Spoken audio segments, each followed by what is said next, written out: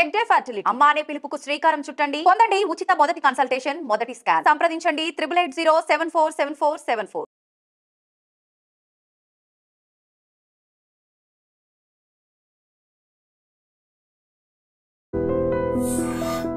Sir ఒకసారి మన runway మీదకి వచ్చాం ల్యాండింగ్ అవున్స్ టైంలో టైర్ బ్లాస్ట్ అయిపోవడం, టైర్ స్కిడ్ అవ్వడం, ఫ్లైట్ పక్కకు జరగడం జరుగుతుంది. ఆయన అట్లాంటివి కూడా అయితే కూడా అవుతాయి. సో దానికి ఏం లేదు. ఇప్పుడు ఒక కేసు నేను చెప్తాను. ఒక పైలట్ వచ్చిండు, టేక్ ఆఫ్ చేసిండు చెప్తాను. అది టేక్ ఆఫ్ చేసి పోయిన తర్వాత ఏటీసీ వాళ్ళు ఒక జీప్ పోయి చెక్ చేస్తారు అనమాట. వాళ్ళు చూసిన ఒక నోస్ వీల్ టైర్ పడిపోయింది. అవునా? పడిపోయింది. అయితే అది due to wear and tear కావచ్చు, due to defect of the material కావచ్చు, ఏదైనా కావచ్చు, అయితే పడిపోయింది. సో వీళ్ళు ఇన్స్పెక్ట్ చేసి వాళ్ళు ఇన్ఫార్మ్ చేసినారు పైలట్కు, I think your nose wheel is dropped.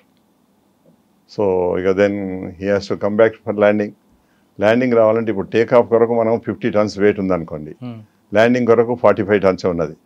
అంటే ఆ 5 tons ఫ్యూయల్ వాడు కన్జ్యూమ్ చేయాలి. You cannot come and land with 50 tons. So you have to consume that fuel and then only you can come back for landing.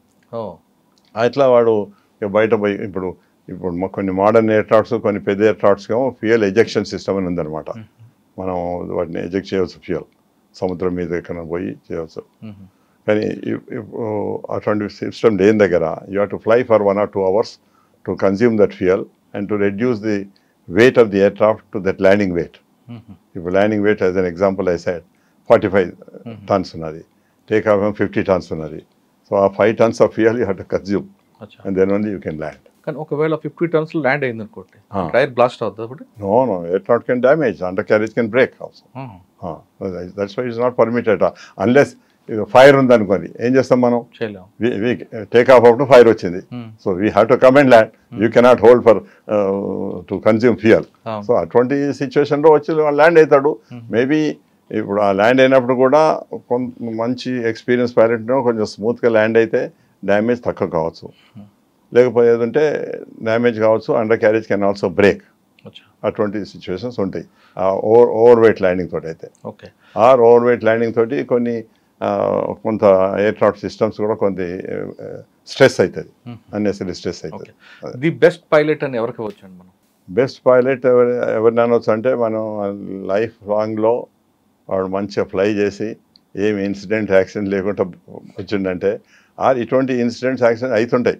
But అవన్నీ ఇప్పుడు నాకు ఒకసారి engine fire అయింది, ఒకసారి ఏదో ఫెయిల్ అయింది, ఇటువంటివన్నీ మనం సక్సెస్ఫుల్గా ఫ్లై చేసి వచ్చినాం కనుక అటువంటి టైంలో మనకు ఇది బెస్ట్ పైలట్ బెస్ట్ పైలట్ అనమాట. సాధారణంగా రన్వే మీద తీసుకొస్తున్నప్పుడు ఎక్కడ కుదుపులు లేకుండా చక్కగా ల్యాండ్ చేసే వ్యక్తికి, అదేవిధంగా ఎయిర్లో ఉన్నప్పుడు కూడా ఎక్కడ డ్యామేజ్ లేకుండా, అంటే ప్రయాణికుడికి ఏ ఇబ్బంది లేకుండా తీసుకొచ్చే వాళ్ళకి ది బెస్ట్ పైలట్ అంటారు. వాస్తవం not necessary, because one particular flight it must have done. ఇప్పుడు మనకు ఎయిర్క్రాఫ్ట్లో ఏముంటాయంటే వెదర్ ఒకటి ఇంపార్టెంట్ మనకు, which can create problems for us beyond our control. Next thing is any mechanical failure can take place. అది మన చేతిలో ఉంటుంది.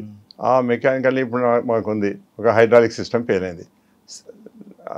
హైడ్రాలిక్లో second hydraulic system is there, third is emergency equipment is there.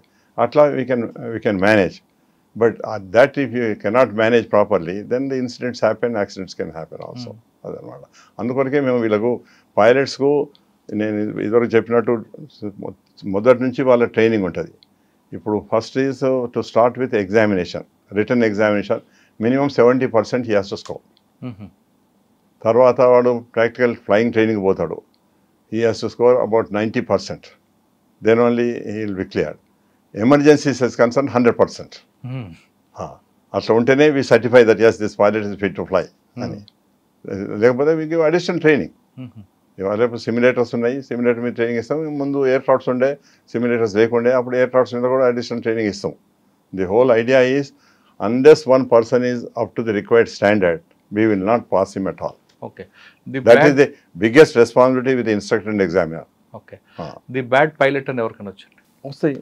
Incident accident, ఇప్పుడు మీకు జ్ఞాపకం అంటే ఉండొచ్చు. Instant accident కాకుండా హ్మ్. ఆయన నేచర్లోనే ఆయన ట్రైనింగ్లో ఆయన చేస్తున్న పనిలోనే కూడా కొంతమంది ఇర్రెగ్యులారిటీగా ఉంటారు కదా. ఉంటే మేము పాస్ చేయం కదా వాళ్ళను. కొంతమంది డ్రింక్ చేసి వస్తారు. నేను చెప్తాను. నేను ప్రతి 6 monthsకు వాళ్ళకు ప్రొఫిషియన్సీ చెక్ ఉంటుంది, రిఫ్రెషర్ కోర్స్ ఉంటుంది, గ్రౌండ్ రిఫ్రెషర్ కోర్స్ ఉంటుంది. ఈ 6 monthsలో ఏమన్నా రూల్స్ రెగ్యులేషన్ చేంజ్ అయినాయా, ఏమైనా ఎక్విప్మెంట్ మాడిఫికేషన్ అయిందా, ఏమైనా అడ్వాన్స్మెంట్ వచ్చిందా, వీటి కొరకని ట్రైనింగ్ ఉంటుంది, గ్రౌండ్ ట్రైనింగ్ ఉంటుంది. దాని తర్వాత ఫ్లైట్ సిమ్యులేటర్ ట్రైనింగ్ ఉంటుంది. తర్వాత ఎయిర్ క్రాఫ్ట్స్ మీద కూడా చెక్స్ ఉంటాయి ప్రతి 6 monthsకు. మనం ప్రతి 6 months మెడికల్ ఉంటుంది ముఖ్యంగా. వాడు మెడికల్ కూడా పాస్ కావాలి. అదే విజన్ ప్రాబ్లం అని. సార్ ఇది కాకుండా సైకాలజికల్ గా ట్రైనింగ్ ఉంటుంది. ఎస్, ఇవాళ psychiatric test is also compulsory. Unless you pass psychiatric test you cannot qualify as a pilot. కొంతమంది పైలట్ అది ముందు లేకుండే. సిమిలర్లీ ఈ డ్రింక్ కూడా అప్పుడు మేము ఫ్లై చేసినప్పుడు 40 years before it was not there.